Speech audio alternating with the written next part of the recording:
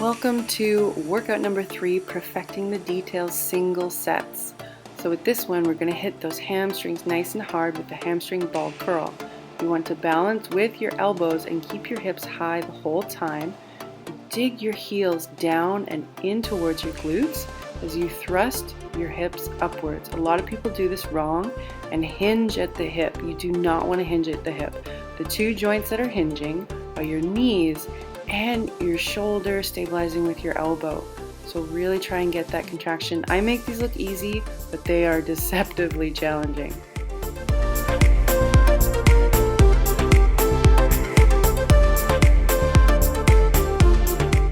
And this at-home version is just as challenging. I couldn't believe it. So you're gonna lift your whole body in a whole body bridge and then slide one foot with that same force down and in towards your glutes until your foot is flat on the ground, alternating sides, squeezing your abs, digging into your heel. This is a real glute and ham burner.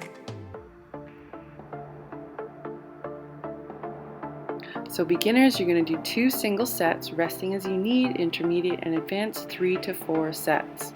Next up, we have a leg extension machine. Hopefully you guys have this at the gym. It's a really common machine. And I really like to contract my abs on each leg extension here. I really find that it works my core just as much. You want to keep your knees straight, your feet relatively straight, and a lot of power on the up phase, controlling it on the down phase.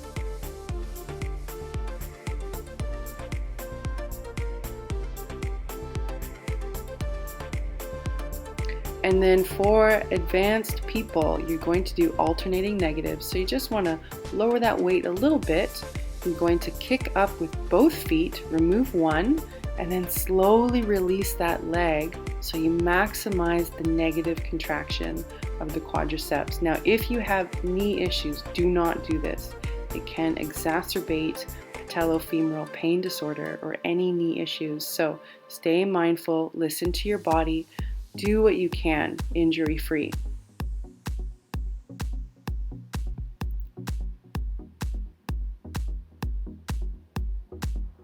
And then the at-home version, dumbbell leg extension, seriously challenging right here. I couldn't believe how challenging this was. You do have to lean back to counterbalance that leg extension, but you're going to activate your inner thighs a little bit more. So beginners, 2 single sets, intermediate and advanced, 3 to 4, resting as you need to. Next up, this is one of my favorites, reverse hyper with a heel tap. So you're going to do a reverse hyper extension. You can use a chair, a bench, the hyper extension machine in your gym. You're going to lift your legs outwards as well, and then at the top, tap your heel, push your legs back out, squeeze each part of that movement before you lower down with control. Make sure whatever you're using for this movement, the apparatus, I want you to push your hips into that apparatus as much as possible to activate the gluteal complex and not the lower back.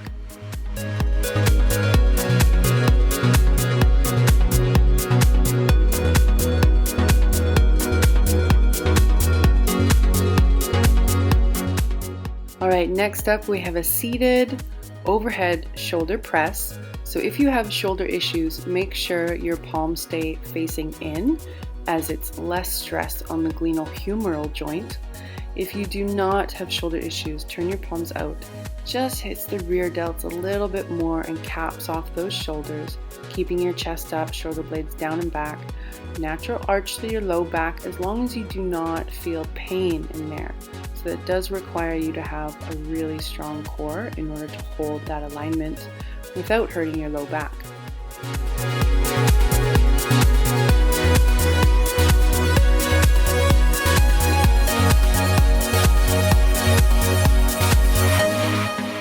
Next up, we have a bent over single arm rear delt fly.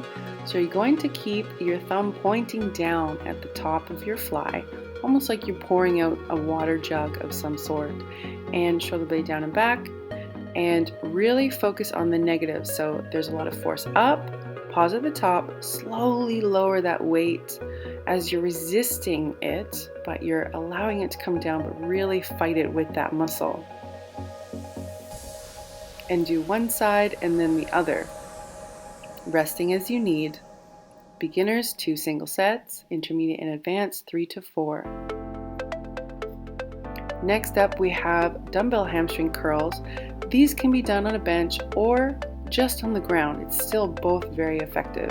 It is a little tricky to get into because you have to squeeze that dumbbell with your feet. But once you do, oh man, will you feel this move. So as you can see, I'm just slowly adjusting to see what feels correct for my body. And you might want to do that as well. If you're on the bench or the floor, the same rules apply here. Really push your hips into the ground or the bench and then consciously contract that hamstring and your glutes and your calves, and your core is stabilizing.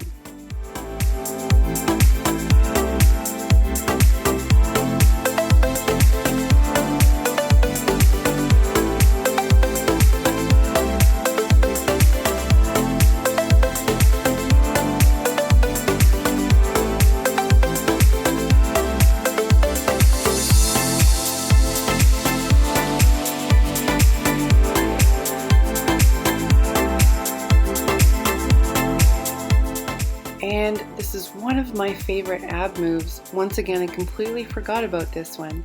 It's a leg switch reverse crunch. It is a Ninja special, so you can have your hands around your hips or behind your head to make it more challenging.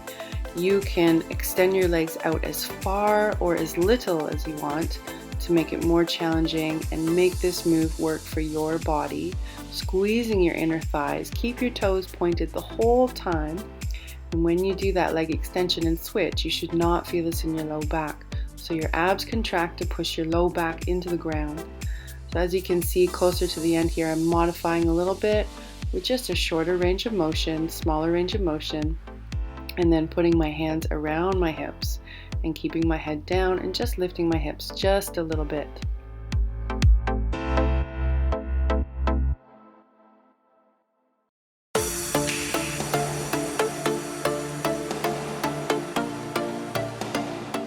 Capping off our upper body work is a side lying rear delt fly.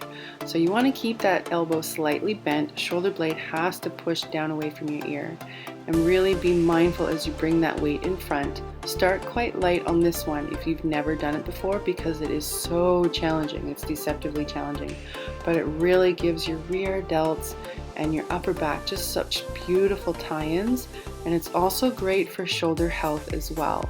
So try and keep that weight in alignment with your chest. You can see how I'm pushing my shoulder blade down and back. It's going to hit my lat, teres minor and major just a little bit as I'm moving from my shoulder joint.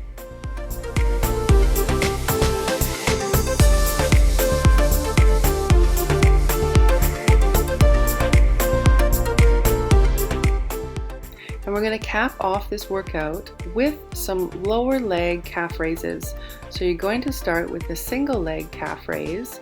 And what I like to do is really push up onto my big toe and sort of pulse it at the top. This activates more fast twitch muscle fibers in your calves and just really tones them and makes them look nice and tight and athletic. So as you roll back onto your heel out of the raise, lift your toe as well to hit the front of your calf as well, just to make sure you get all angles, and this will really help your performance in all of your lunges and squats as well. And then once you've done both sides, you're going to turn your feet out and continue with the calf raise, pulsing at the top, mindfully pushing into your big toe. Do as many as you can to make it burn, really get that burn in those lower legs. And then you're going to turn your feet forward and do the same thing, lifting your toes each time, pushing into that big toe, and really making those lower legs work.